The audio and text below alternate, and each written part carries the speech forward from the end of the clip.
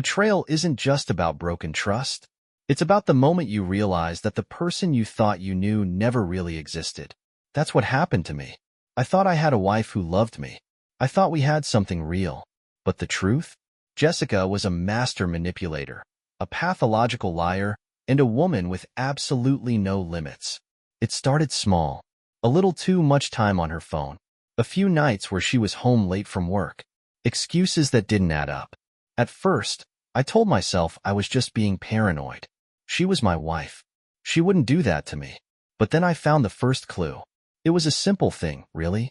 A lipstick stain on a wine glass, except we hadn't had wine that night. I came home from work, exhausted, and walked into the kitchen. There it was, sitting in the sink. The second I saw it, my gut twisted. Jessica?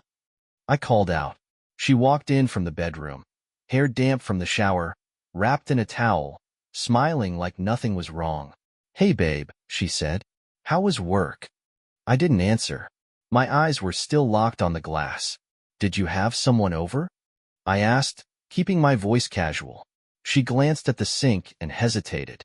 It was quick, just a flicker of something in her eyes, but I caught it. "Oh," she said, laughing. "Yeah, my coworker, Melissa, stopped by. We had a little wine before she left." Lie. I knew it instantly. Jessica didn't just lie, she overexplained. Whenever she was telling the truth, she was short, direct. But when she was hiding something, she gave too many details. I nodded like I believed her, but in my mind, the wheels were already turning. Something was off, and I wasn't about to let it go. That night, I waited until she fell asleep before I started checking. I wasn't a jealous husband. I wasn't crazy, but something inside me told me to look deeper. I grabbed her phone while she slept, knowing she always kept it unlocked at night. I expected to see a few flirty messages, maybe some suspicious text from a guy at work. What I didn't expect was what I actually found. 3 separate conversations. 3 different men. 3 different affairs. And the worst part? One was my brother. One was my stepfather. And the last? Her boss. I stared at the screen, my heart pounding so hard I could hear it in my ears. This wasn't just cheating. This wasn't just a mistake. This was absolute betrayal on every level possible. And Jessica? She had no idea that I had just discovered her entire secret life. I set her phone down, exhaled slowly, and looked at her sleeping next to me. Peaceful. Oblivious. Thinking she had me wrapped around her finger. She had no idea. But she was about to learn just how dangerous it was to betray me. I didn't sleep that night. I lay there, staring at the ceiling, listening to the sound of Jessica's slow, steady breathing, knowing she had no idea I had just uncovered every single one of her filthy secrets. My mind was racing, my heart pounding, but not from sadness or heartbreak. No, that part of me had shut down the second I saw those messages. Now, I was calculating. I knew better than to react immediately. If I confronted her now, she'd deny it, spin her lies, maybe even turn it around on me. No, I wasn't going to give her that chance. I was going to tear her world apart piece by piece. I needed proof, hard evidence, something that would make sure that by the time I was done, she had no escape. I quietly slid out of bed, careful not to wake her, grabbed my phone, and took photos of her text messages. Every filthy exchange. Every "I miss you, and I can't wait to see you again." Every "meet me at the hotel, and he has no idea." I saved them all. And then I started tracking her. The next morning, I acted completely normal.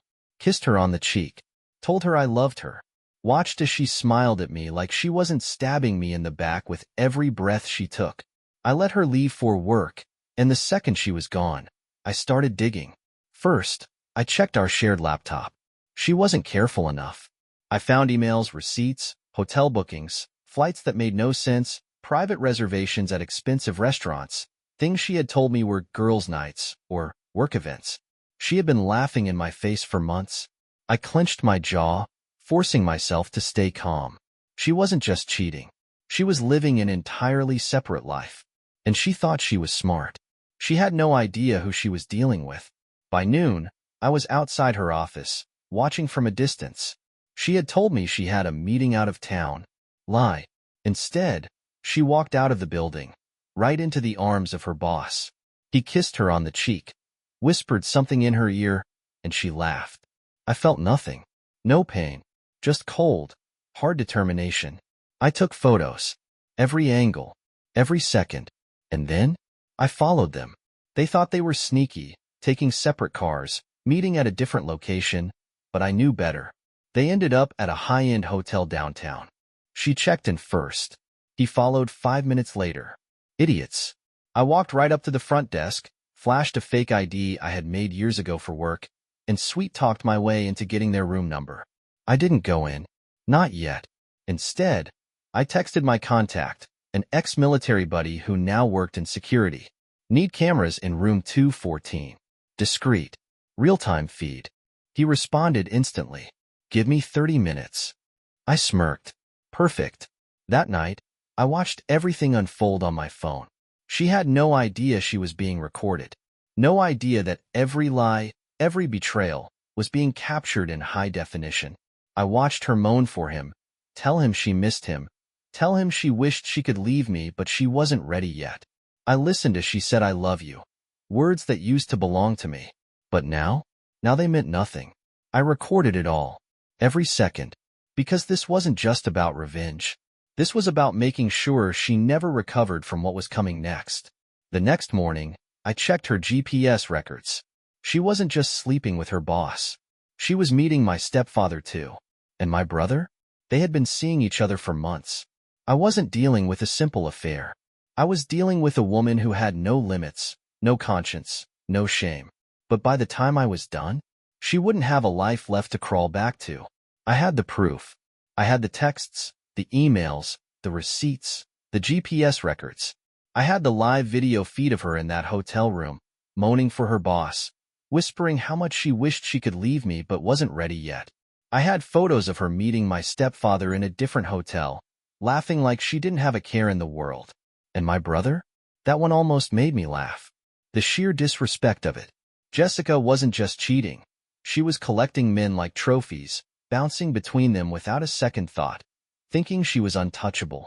She had no idea that I was about to obliterate her entire existence. I spent the next 2 days planning, making sure every move I made would hit her where it hurt the most. First, I called my lawyer. I want the divorce filed immediately, but I also want to make sure she walks away with nothing. My lawyer, Sam, had handled ugly divorces before, but when I told him what I had, he laughed. Oh, this is going to be fun. He started drawing up the paperwork, making sure I had every financial advantage. Jessica thought she was set, thought she could play the perfect wife while running around behind my back. She didn't realize that every single bank account was in my name. She had no personal assets. She had spent years living off of me, trusting me to handle everything. And now, I was taking it all away. Then, I made my second move, destroying her reputation. I compiled everything into a neat little package. The photos, the texts, the recordings. I drafted an anonymous email and scheduled it to send to everyone she knew. Her family, her friends, our mutual acquaintances, her job. I wasn't just going to expose her. I was going to make sure she could never recover from it. Then came my brother. I wasn't going to let him off the hook either. I called our mother. Hey, just wanted to let you know your golden child has been screwing my wife behind my back. The silence that followed was beautiful. Then came my stepfather. I made sure my mother got those photos too. I wanted all of them to burn together. Jessica still had no clue what was coming. That night, she came home smiling, kissing me on the cheek like she hadn't just spent the afternoon in a hotel bed with her boss. Missed you, she murmured, pressing against me. I forced myself not to laugh. She had no idea she was standing on the edge of a cliff. The next morning, I detonated the bomb. It started with her work. She was in a morning meeting when the HR department received an anonymous tip, video proof of her affair with her boss, texts about using company funds for their meetups, and details about all the policies she had violated. By lunchtime, she was fired. Then came the emails to her family and friends. Every single person she cared about now had undeniable proof of who she really was. They saw the messages, the videos, the disgusting way she talked about me like I was just some idiot keeping her comfortable while she played with other men. By the afternoon, Her mother called her, screaming. Her best friend blocked her number. Her phone was blowing up with disgust, betrayal, and disbelief. And then, the best part, she came home. I was sitting in the living room, waiting, drink in hand, completely calm. The front door slammed open, and there she was, a complete mess. Her hair disheveled, her eyes wild with panic, her phone clutched in her shaking hands. "What the hell did you do?" she screamed. I took a slow sip of my drink and smirked. "What do you mean?" Her face contorted with rage and desperation. "You ruined my life." I laughed. Actually laughed. "No, sweetheart. You did that all by yourself?" She was breathing hard now, fully spiraling, pacing back and forth like she could somehow fix this. "I lost my job. My mom won't even talk to me. Everyone's seen." She choked on the words, looking at me like she didn't even recognize the man she had married. I leaned back in my chair, completely at ease. "Yeah, well," I said casually, "maybe next time. Don't sleep with my brother, my stepfather, and your boss at the same time." Her face crumbled. "It wasn't like that," she whispered. I shook my head. "Jessica, I have videos." Her hands flew to her mouth, her entire body shaking. She knew. She was finished. And I wasn't even done yet. I pulled out a thick envelope and tossed it onto the coffee table. "Divorce papers. Already signed. You get nothing." She let out a broken sob, collapsing onto the couch, shaking her head over and over. "You can't do this," she whimpered. I stood up, walking toward the door, grabbing my keys. I didn't even look back as I said the final words she'd ever hear from me. "Oh, sweetheart," I said, smirking. "I already did." I walked out, leaving her to drown in the destruction she created. I didn't stay to watch her break down, didn't care to hear the sobs, the begging, the pathetic excuses she tried to pull out of thin air to convince me that this wasn't what it looked like. I had already seen everything. I had already burned her world down. There was nothing left for her to say. I walked out, got into my car, and drove, letting the city lights blur past me as I exhaled the last of whatever useless emotions I might have had for her. She was nothing to me now, just a mistake I had erased from my life. But I wasn't done yet. No, I wanted to make sure she felt every ounce of pain she had inflicted on me. She wanted to play games? To betray me with my own family, my own blood? Fine. Now it was time to make her truly suffer. The first stop was my stepfather. That bastard thought he could creep around behind my back and screw my wife like he wasn't supposed to be a part of my family.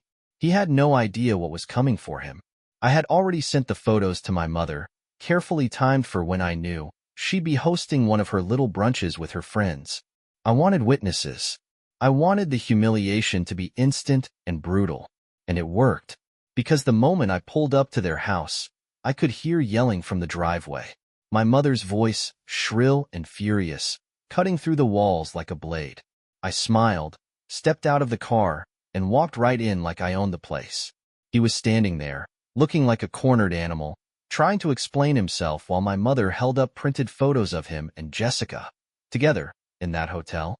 She turned when she saw me, eyes blazing, voice shaking with rage. "How long have you known?" she demanded. I shrugged. "Long enough." My stepfather turned toward me, face pale. "Son, listen. It's not what you think. Shut the hell up." I cut him off, stepping closer, my voice dangerously calm. "You think you can my wife, and just walk away like nothing happened?" He stammered, hands shaking, looking toward my mother like she could save him, but she was already dialing her lawyer, already throwing every insult in the book at him.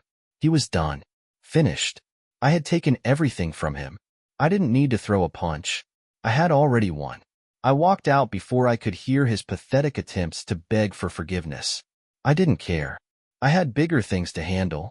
Because while my mother was destroying my stepfather, I had something else planned for my brother. That betrayal cut even deeper. Family wasn't supposed to do that. He wasn't just some random guy. He was my blood. And he thought he could get away with it. He was wrong. I had sent everything to his girlfriend. The texts, the photos, the hotel receipts. By the time I got to his apartment, she was already there, screaming at him in the parking lot, suitcase in hand, throwing his clothes into the street. He saw me and froze, like a deer caught in headlights, because he knew exactly why I was there. "Ethan," he started, raising his hands, but I didn't let him finish. I hit him so hard he went straight to the ground. He gasped, clutching his jaw, looking up at me with panic in his eyes. "UF ***** Ed my wife," I said, my voice low, steady, deadly. He coughed, trying to scramble to his feet. "It was a mistake, man." Another punch, harder this time. Blood dripped from his lip. "Not so fun when you're the one getting screwed over, huh?" I muttered. I didn't wait for an answer. I turned and walked away, leaving him humiliated, broken, bleeding in the street, his entire relationship in shambles. But the best part? Jessica still had no idea what was coming next. She had lost her job, lost her friends, lost her reputation. But she still had one person left, her boss, the last man in her pathetic web of lies. And he was about to fall just as hard as the others. I walked into his office the next morning like I was a man there for business, cool, calm, collected, while he sat behind his desk with that smug look on his face, probably thinking he had one, that he had taken something from me. He had no idea that I was about to flip his whole damn world upside down. "Ethan," he greeted, leaning back in his chair. "Didn't expect to see you here." I smiled, sitting down across from him. "Oh, I bet you didn't." Then, I pulled out my phone, placed it on his desk, and hit play. The video footage, the audio, him and Jessica, in the hotel, doing everything they thought was a secret. His face drained of color instantly.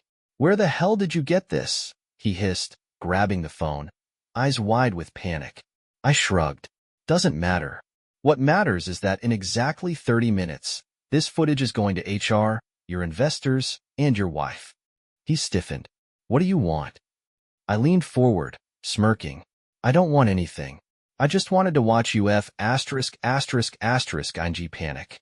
And then, I walked out. By the time I reached the parking lot, I had already hit send. Within the hour, his entire career would be in flames, his marriage would be over, and his life would be a disaster. He deserved it. Every single bit of it. And Jessica? She still thought she had one person left to run to. She had no clue that by the time she reached out to him, he would already be drowning in the chaos I unleashed. She thought she was the one playing games. She didn't realize she had been my pawn the entire time. Now, she had nowhere left to hide. I stood outside our house, the cool evening air sharp against my skin, heart steady, breath calm. Inside, Jessica had no idea what was about to hit her. She thought she could get away with it. Playing me, betraying me, sneaking around with my own blood, my family, and her damn boss. But tonight, every lie, every dirty secret was coming to light. I wasn't going to yell. I wasn't going to scream. No, I wanted to watch her face when she realized everything was over. I pushed the door open, walked in, and found her in the kitchen, humming softly as she stirred something on the stove, acting like she wasn't the most vile person on the planet. I leaned against the doorway, arms crossed, watching her, my silence loud enough to make her glance back. "Oh, hey," she said, smiling like nothing was wrong, like she hadn't shattered our marriage into 1,000 pieces.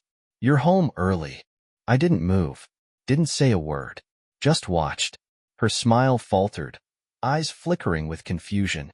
"Is everything okay?" she asked, her voice dipping into that fake concern she was so damn good at. I took a slow breath, savoring the moment, knowing this was the last time she'd ever have any semblance of control. "Why don't you tell me, Jessica?" I said calmly, my eyes locked onto hers, watching for every flicker, every twitch. She froze, her spoon hovering midair, and I saw it. The split-second flash of guilt, the panic she couldn't hide. "What do you mean?" she tried, forcing a laugh that fell flat. I reached into my pocket, pulled out my phone, and tossed it onto the counter, the screen lighting up with every disgusting detail. Texts, photos, videos, all of it. Her face went pale, eyes widening as she scrambled to pick it up, scrolling through the evidence of her own betrayal. "Where did you get this?" she whispered, voice shaking. I smirked, crossing my arms tighter. Doesn't matter. What matters is that I know. About everything. My brother. My stepfather. Your boss. She gasped, hand flying to her mouth, tears already pooling in her eyes, her body trembling as the weight of her actions settled over her. Ethan, I can explain. Explain what? I cut her off, my voice cold as ice. How you lied to my face every single day. How you spread your legs for anyone who gave you attention. How you threw away our marriage for cheap thrills. Her tears spilled over, but they meant nothing to me now. She stumbled forward, reaching for me, desperation in her eyes. Please, Ethan. It wasn't like that, I swear. I stepped back, avoiding her touch like it burned. Don't, I snapped. Don't touch me. You don't get to cry. Not after what you did. She sobbed, sinking to her knees on the kitchen floor, clutching the phone to her chest like it could somehow erase everything. I'm so sorry, she choked out, voice cracking, face streaked with mascara and shame. I didn't mean to hurt you. I love you. I laughed, bitter and harsh. You love me? Don't insult me, Jessica. You don't know what love is. Love doesn't do this. I gestured to the phone, to the pile of evidence that showed just how deep her betrayal ran. Love doesn't destroy everything in its path. She shook her head furiously, crawling closer, her hands reaching out, fingers trembling. Please, give me a chance to make this right. I'll do anything. I'll cut them off. I'll never speak to them again. Just don't leave me. Her words were pathetic, empty, meaningless. I crouched down, meeting her tear-filled gaze, my voice low and dangerous. You don't get to beg, Jessica. You don't get to ask for forgiveness. You had a chance, multiple chances, and you blew it. You threw everything away for nothing. She sobbed harder, collapsing forward, gripping my pants leg, her body racked with guilt and fear. Please, I'll do anything, she whispered, voice raw and desperate. I'll sign whatever you want. Just please don't leave me like this. I reached down, pried her fingers from my leg, and stood up, towering over her. Oh, you'll sign the papers, I said coldly, grabbing the envelope from the counter and dropping it in front of her. You'll sign them, and you'll get the hell out of my life. She looked down at the divorce papers, fresh tears spilling over, her hands shaking so hard she could barely hold the pen I threw at her feet. You can't mean this, she whimpered, staring up at me, pleading with those wide, broken eyes. I love you. I scoffed, turning away, refusing to look at her crumbling on the kitchen floor. No, you loved what I gave you. Stability, comfort, a lie, but you never loved me. And now, you get nothing. She cried out, a desperate, hollow sound, clinging to the papers like they were her last lifeline. But I didn't care. I walked away, leaving her there to drown in her own misery, knowing that every bridge was burned, every door closed, and every chance she had was gone. I walked out of that house without looking back, without caring about the sobs echoing behind me, without a shred of hesitation. Jessica had begged, she had pleaded, she had promised she'd do anything to fix this, but there was nothing left to fix. She thought she could cheat, lie, and manipulate, and that I would just fall apart, break down, or give her some pathetic second chance. She had no idea who she was dealing with. She thought losing me was bad? That was just the beginning. I wasn't just walking away. I was making sure she lost everything. The first step was ensuring she had nowhere to go. The moment I got into my car, I made a call to my lawyer, Sam, who had been waiting for this moment. It's time, I said. He chuckled on the other end. Already in motion, my guy. By morning, she won't even have a damn bed to sleep in. That's all I needed to hear. The house? It was mine. Jessica had no legal claim to it. She thought her name was on the deed, but she never checked the fine print. I had removed her years ago. She had no idea that by sunrise, she would be legally homeless. Step 2? Cutting off her money. Jessica had never saved a dime, never worried about finances because I had handled everything. She thought our accounts were joint. They weren't. She thought she had emergency funds. She didn't. Within hours, I had locked her out of every single bank account, canceled her credit cards, and drained whatever was left into a private offshore account. She had nothing. Step 3. Humiliation. I wasn't about to let her walk away quietly, not after the disrespect she had shown me. I had all the proof, the texts, the videos, the photos, the receipts. I compiled them into a neatly organized email and sent it anonymously to everyone in her life.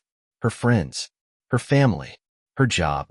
Every person who had ever thought she was this perfect, loving wife now had undeniable proof that she was nothing but a lying, cheating whore.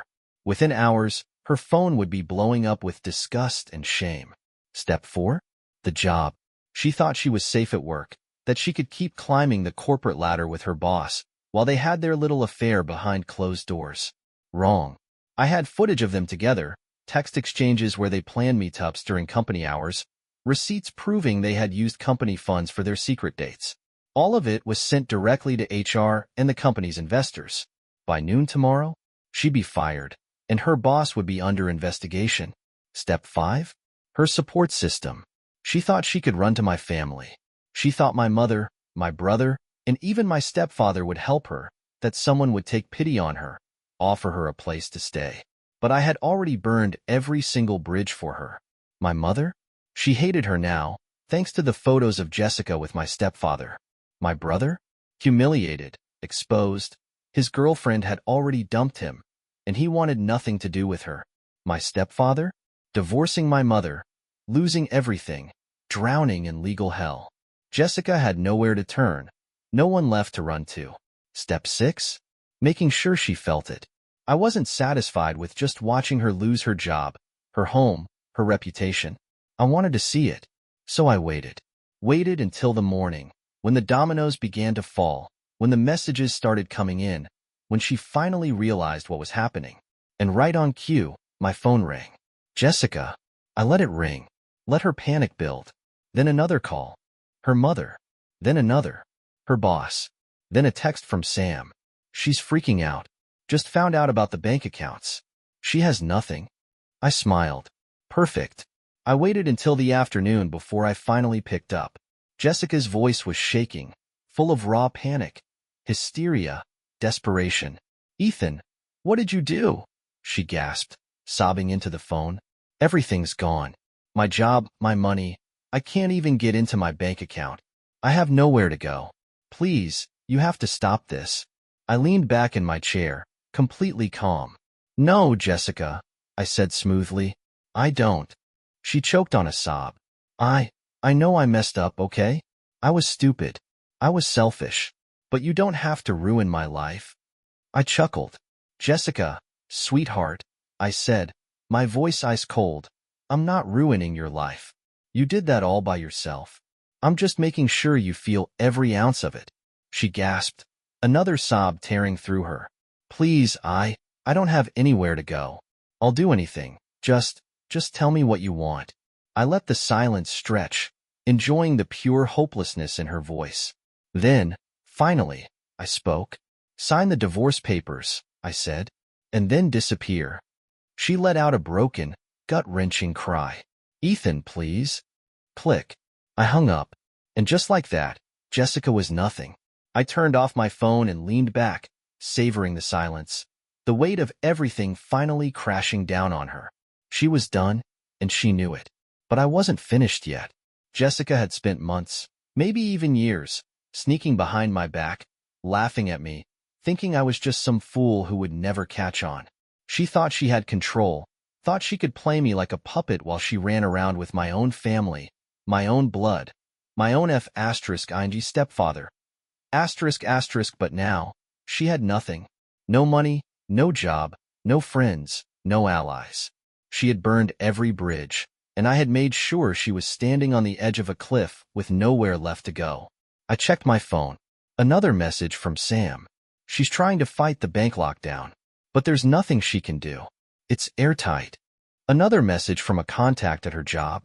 She was escorted out of the office today. Fired on the spot. People are talking. I smirked. Perfect. But there was one last piece to handle. Travis. Her boss. The man she had thrown herself at while laughing at me behind my back. He was next. I had already sent the anonymous tip to the corporate office, exposing his misuse of company funds for their little meetings. I had already leaked the photos and texts to his wife, ensuring that by the time he walked through his front door, he'd be stepping into a divorce battle of his own. But I wanted to see the moment it all crumbled for him. I drove to his office, parking a block away, watching from a distance as security escorted him out of the building, his face pale, his hands shaking as he checked his phone, reading message after message, realizing his life was over. His career? Gone. His marriage? Over. His reputation? Shattered. He looked around like a hunted animal, breathing heavily, his entire world falling apart in real time. I watched him get into his car, slam the door, and punch the steering wheel over and over. Good. Let him feel it. Let him choke on the consequences of stealing another man's wife. But the best part? Jessica was trying to run to him. I knew it before she even called.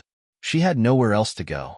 No family, no friends, no home, no money. She thought Travis would save her. That was her final move, her last desperate attempt to crawl back to something stable. But she had no idea that he was drowning too. I waited for the inevitable call. And right on cue, my phone buzzed. Jessica. I picked up, but I didn't say a word. Just listened. Ethan, she sobbed, her voice raw, completely broken. Travis, he won't talk to me. He won't let me stay with him. I don't have anywhere to go. Her breath hitched, panic flooding every word. Please, I don't know what to do. I smiled. This was it. The moment she realized she had lost everything. I took a deep breath, exhaled slowly, and spoke. Not my problem. She let out a strangled cry. Ethan, please. Click. I hung up. And just like that, Jessica Carter ceased to exist. Jessica was nothing now. No money, no job, no home, no one left to manipulate, no one left to crawl to. I had made sure of it. I had taken everything she thought she had control over and set it on fire in front of her. But I wasn't done watching her burn. The fallout wasn't just about her losing everything. It was about making sure she could never rebuild.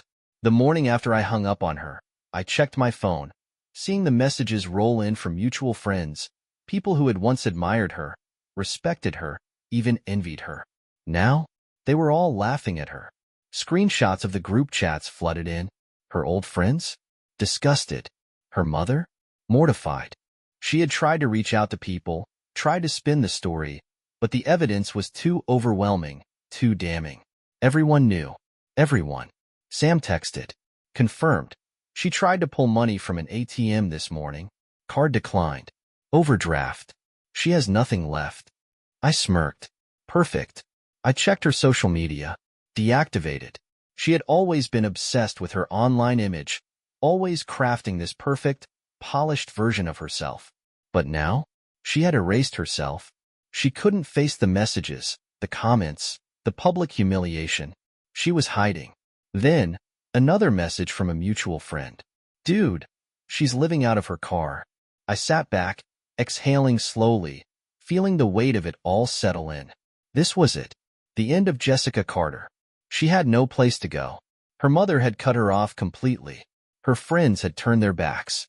My brother? Didn't want to see her face ever again. My stepfather? Ruined. Travis? Gone. Drowning in his own disaster. And me? I was free. I knew she'd break eventually. I knew she'd reach her final moment of desperation. And right on cue, my phone rang. Blocked number. I answered. Silence at first. Then a slow, shaky breath. Ethan, she whispered, her voice barely audible. Please. I leaned back, smirking. Please what? She let out a soft sob. I don't have anywhere to go. I stayed silent, letting her feel every second of her own downfall. I'm sorry, she choked out, words broken, empty, desperate. I was stupid. I was selfish. I ruined everything. I know that. But please help me. I inhaled, exhaled, feeling nothing but satisfaction. You want help? I said finally. You had help. You had me. And you threw it away. She sobbed harder, breathless, panicked. I don't know what to do. Please, I'll do anything. Click. I hung up. And with that, Jessica Carter was officially erased. The moment I hung up, I knew it was over. Not just for her, but for me too. No more looking over my shoulder, no more wondering when the next lie would come, no more questioning my own instincts. Jessica was nothing but a ghost now, a bad decision I had completely erased from my life. I sat back in my chair, staring at my phone, knowing that was the last time I would ever hear her voice. She was done. Finished. She had dug her grave the second she decided to betray me, and I had made sure she would never crawl out of it. The next morning, I woke up to absolute peace. No tension in my chest, no pit in my stomach, no lingering doubt gnawing at the back of my mind. I had walked through the fire, burned everything that needed to burn, and now? I was standing on the other side, completely free. I got out of bed, showered, and grabbed a coffee from the place down the street, enjoying the simplest things in life, things I had stopped appreciating while I was trapped in Jessica's web of lies. The weight had been lifted. Then, as if the universe was giving me one last laugh, I got a text from a mutual friend. A photo. Jessica's car, parked outside a rundown motel on the edge of town. The caption? Guess she finally hit rock bottom. I stared at the screen, smirked, and deleted the message. Not my problem anymore. I had already started rebuilding. I sold the house, the one we were supposed to grow old in, the one she had tainted with her lies. I wanted no part of it. I moved into a sleek, modern condo, something fresh, something untouched by her filth. I started traveling, taking time for myself, living the way I should have been all along. One night, a few months later, I was sitting at a rooftop bar, sipping whiskey, enjoying the quiet hum of the city below, when a woman slid onto the stool next to me. Confident, smirking. Nothing like Jessica. You look like a man who just got his life back, she said, raising an eyebrow.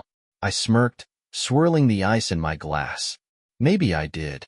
She tilted her head, studying me. So what's next? I chuckled, taking a slow sip before setting my glass down. Anything I want. And for the first time in a long time, I meant it.